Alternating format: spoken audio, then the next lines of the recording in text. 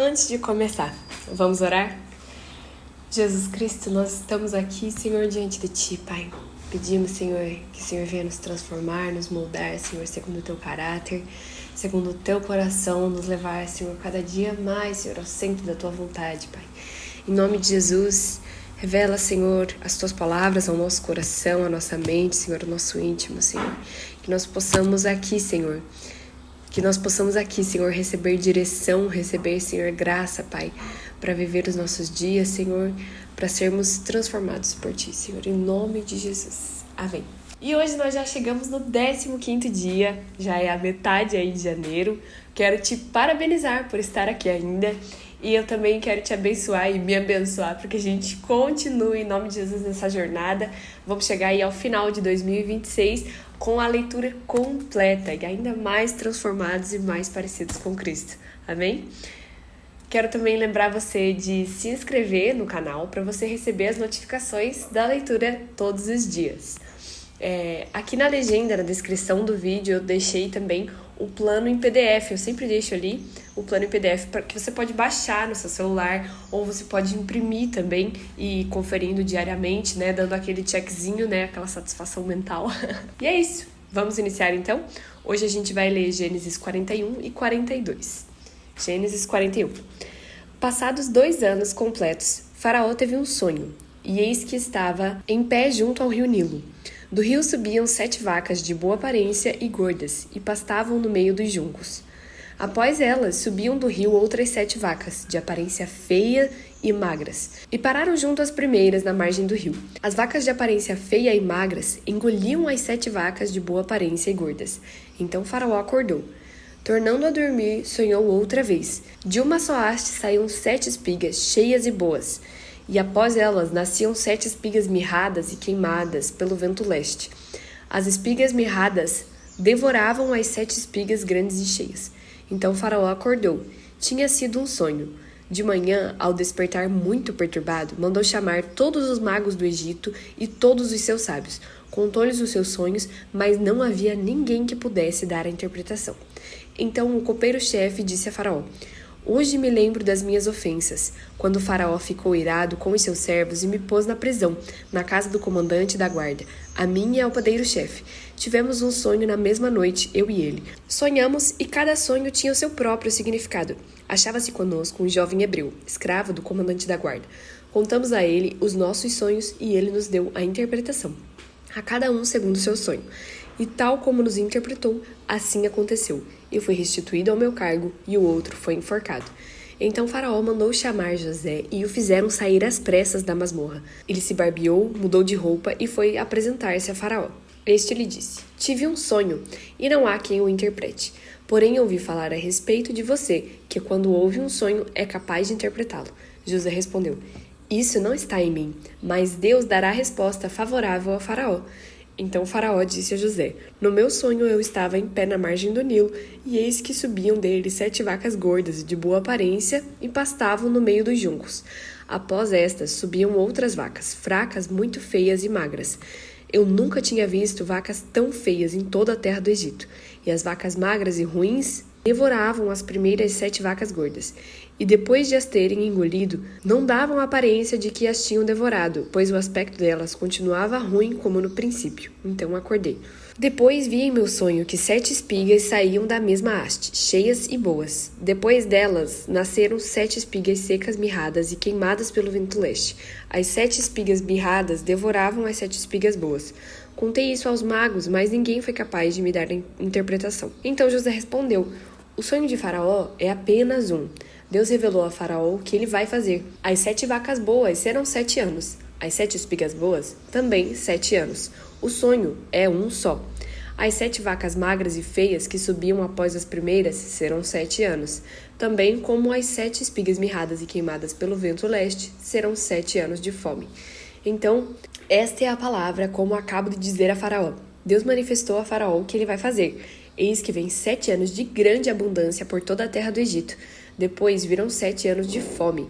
Toda aquela abundância será esquecida na terra do Egito, e a fome consumirá a terra. E não será lembrada a abundância na terra, por causa da fome que seguirá.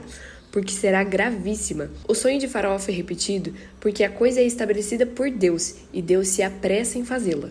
Agora, pois, Faraó devia escolher um homem ajuizado e sábio e encarregá-lo de dirigir a terra do Egito. Faraó deveria fazer isso, pôr administradores sobre toda a terra e recolher a 5ª parte dos frutos da terra do Egito nos 7 anos de fartura. Esses administradores deviam ajuntar toda a colheita dos bons anos que virão, recolher cereal por ordem de Faraó para mantimento nas cidades e guardá-lo em armazéns. Assim o mantimento servirá para abastecer a terra nos 7 anos da fome que haverá no Egito, para que a terra não seja destruída pela fome. O conselho agradou a Faraó e a todos os seus oficiais. Então Faraó perguntou aos seus oficiais: será que poderíamos achar alguém melhor do que José? Um homem em quem está o Espírito de Deus? Depois Faraó disse a José: visto que Deus revelou tudo isso a você, não há ninguém tão ajuizado e sábio como você. Você será o administrador da minha casa, e todo o meu povo obedecerá à sua palavra. Somente no trono eu serei maior do que você.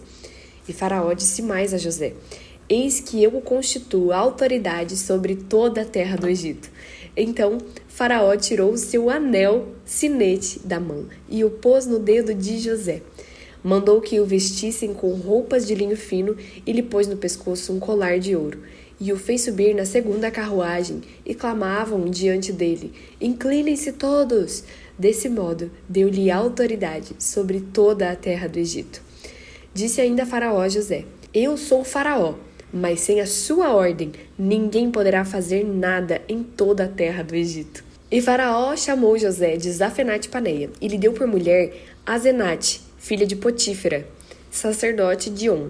E José percorreu toda a terra do Egito. José tinha 30 anos de idade quando se apresentou a Faraó, rei do Egito, e andou por toda a terra do Egito. Nos 7 anos de fartura, a terra produziu com abundância, e José ajuntou todo o mantimento que houve na terra do Egito durante os 7 anos, e o guardou nas cidades. O mantimento do campo ao redor de cada cidade foi guardado na mesma cidade. Assim, José ajuntou muitíssimo cereal, como a areia do mar, até perder a conta, porque ia além das medidas.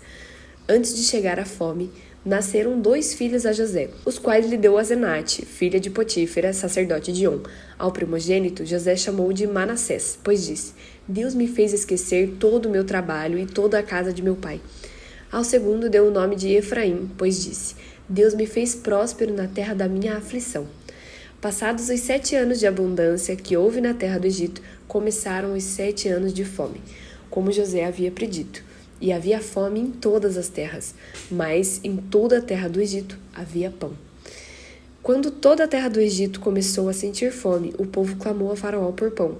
E Faraó dizia a todos os egípcios: Vão falar com José e façam o que ele disser. Havendo, pois, fome sobre toda a terra, José abriu todos os celeiros e vendia aos egípcios, porque a fome aumentava na terra do Egito. Todas as terras vinham ao Egito para comprar de José, porque a fome aumentava em todo o mundo. Gênesis 42. Quando Jacó soube que havia mantimento no Egito, disse aos seus filhos: Por que vocês estão aí olhando uns para os outros? E acrescentou: Ouvi dizer que há cereais no Egito. Vão até lá e comprem cereais para que vivamos e não morramos. Então 10 dos irmãos de José foram para comprar cereal do Egito. Mas Jacó não enviou Benjamim, o irmão de José, na companhia dos irmãos, porque dizia: E se lhe acontecer algum desastre? Entre os que iam, pois para lá, foram também os filhos de Israel, pois havia fome na terra de Canaã. José era governador daquela terra. Era ele quem vendia a todos os povos da terra. Os irmãos de José vieram e se prostraram com o rosto em terra diante dele. Quando José viu os seus irmãos, reconheceu-os, porém não se deu a conhecer.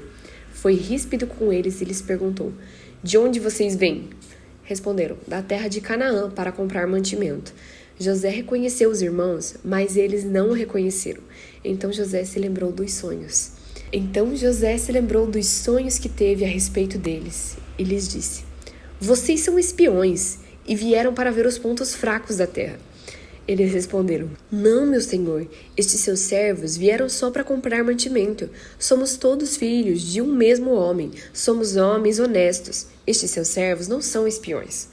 Ele, porém, lhes respondeu: Nada disso. Pelo contrário, vocês vieram para ver os pontos fracos da terra. Eles disseram: Nós, seus servos, somos 12 irmãos, filhos de um homem na terra de Canaã. O mais novo está hoje com nosso pai, outro já não existe.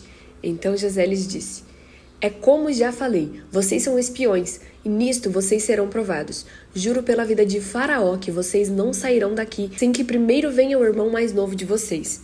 Enviem um de vocês que busque o seu irmão. Vocês ficarão detidos para que sejam provadas as palavras de vocês, se há verdade no que dizem. Ou se não, juro pela vida de Faraó que vocês são espiões. E deixou todos presos por 3 dias. No terceiro dia, José lhes disse: façam o seguinte e viverão, pois temo a Deus. Se são homens honestos, que um de vocês fique detido aqui, onde estão presos. Os outros podem ir levando cereal para matar a fome das suas famílias, e tragam-me o seu irmão mais novo, com o que serão verificadas as palavras de vocês, e vocês não morrerão. E eles se dispuseram a fazê-lo. Então disseram entre si: na verdade, estamos sendo castigados por causa de nosso irmão, pois vimos a angústia de sua alma quando nos pedia, e não lhe demos ouvidos. Por isso nos sobrevém agora esta ansiedade. Rubem respondeu-lhes: não é verdade que eu disse, não pequem contra o jovem? Mas vocês não quiseram me ouvir, pois agora estão vendo que o sangue dele está sendo requerido de nós. Eles, porém, não sabiam que José os entendia, porque lhes falava por meio de um intérprete. E retirando-se deles, José chorou. Depois, voltando para junto deles, lhes falou outra vez. Escolheu Simeão e o algemou na presença deles. José ordenou que lhes enchessem de cereal os sacos, e lhes restituíssem o dinheiro a cada um no saco de cereal, e os suprissem de comida para o caminho. E assim foi feito. E carregaram o cereal sobre os seus jumentos e partiram dali. Quando um deles abriu o saco de cereal para dar de comer ao seu jumento na estalagem, encontrou o dinheiro na boca do saco do cereal. Então disse aos irmãos: devolveram o meu dinheiro! Está aqui na boca do saco de cereal! O coração dos irmãos encheu-se de medo. Entreolhavam-se, dizendo: o que é isso que Deus nos fez? E vieram para Jacó, seu pai, na terra de Canaã, e lhe contaram tudo o que lhes havia acontecido, dizendo: o homem, o Senhor da terra, falou conosco de maneira ríspida e nos tratou como espiões da terra. Dissemos a ele: somos homens honestos e não espiões. Somos 12 irmãos, filhos de um mesmo pai. Um já não existe, o mais novo está hoje com o nosso pai na terra de Canaã. Então o homem, o Senhor da terra, respondeu: nisto saberei que vocês são homens honestos. Deixem comigo um de seus irmãos, peguem o cereal para remediar a fome de suas casas e vão embora. Mas tragam-me o seu irmão mais novo.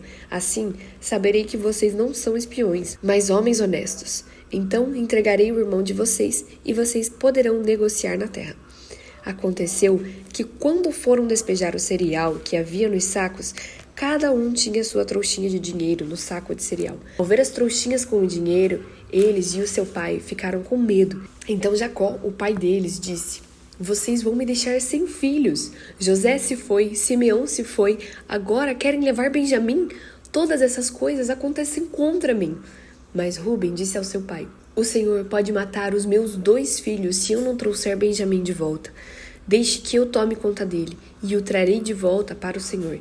Mas Jacó respondeu: o meu filho não irá com vocês. O irmão dele está morto, e ele é o único que ficou. Se lhe acontece algum desastre no caminho, vocês farão descer os meus cabelos brancos com tristeza à sepultura. E esse foi o dia de hoje, e se você conseguiu chegar até aqui, deixa um coração nos comentários para eu saber. Até amanhã, que Deus abençoe a sua vida.